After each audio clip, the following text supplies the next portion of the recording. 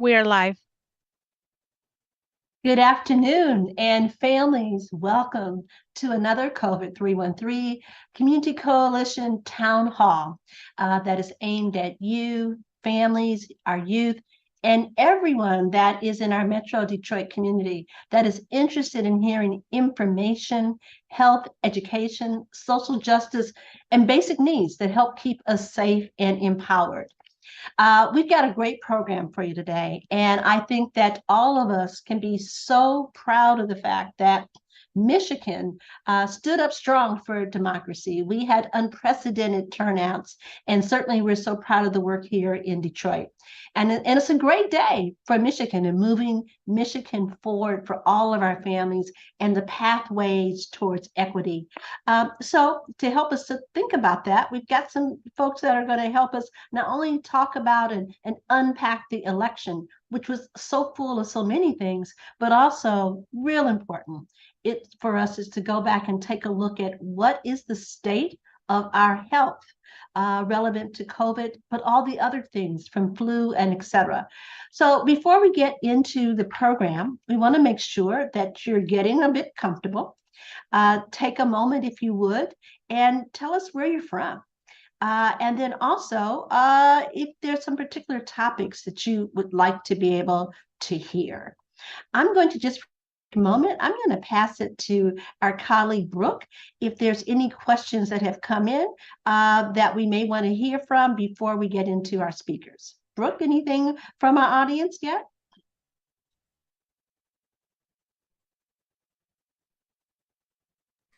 And so here, not as right now. Okay, great. So hearing none at this moment, then we're going to go ahead and move forward. So speaking of elections, and to join us again, because she did such a powerful job the last time, which is Akila Montekin. Akila is the Deputy Director of Mothering Justice, which is obviously, and for those of you who don't know, one of the phenomenal organizations that is in this city and this state that is about uplifting and empowering the voice of women, particularly Black women, around their health and wellness and that of their children. But to do that, you got to stay on top of what's happening politically and what's going on with our democracy. So she provided with us a great overview before, and we've asked her to come back.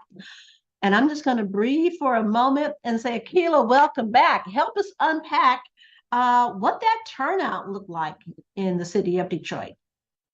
Thank you so much, Jametta. So as you all know, Tuesday, November 8th was Election Day here in Michigan and, in other places across the country. From what I understand, voter turnout was slightly lower in Michigan or in the Metro Detroit area this year than it was in 2018.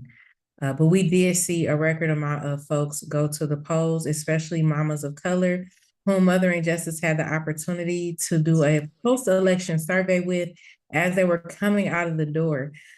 So we were able to engage with over 400 mamas of color across the metro area at different polling locations, just to see what their experience was like voting. So we were in Macomb Township, Detroit, Hamtramck, Oak Park, Redford, and Harper Woods.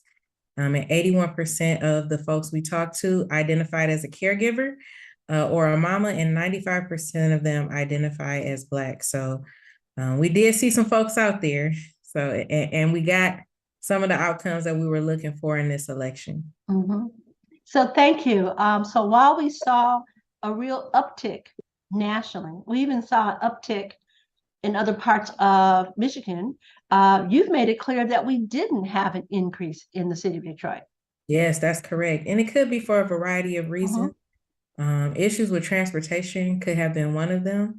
Also, it could also be that more Detroiters decided to vote absentee this year and didn't actually make it to the polls. I know we're still waiting on paid leave in the Detroit, Michigan area so that folks can take time off to do important things like make it out to the polls. But I don't have a definitive answer just yet on why the turnout was lower than 2018, but it could be for a variety of reasons that could either been for a positive reason or maybe one that's not so positive. Yeah, but either which way, we know how. Could you just take for a moment from your vantage point and that of Mothering Justice, which absolutely all of us that are involved, the 20 plus organizations that are part of this coalition and more, why is it so important for us to vote?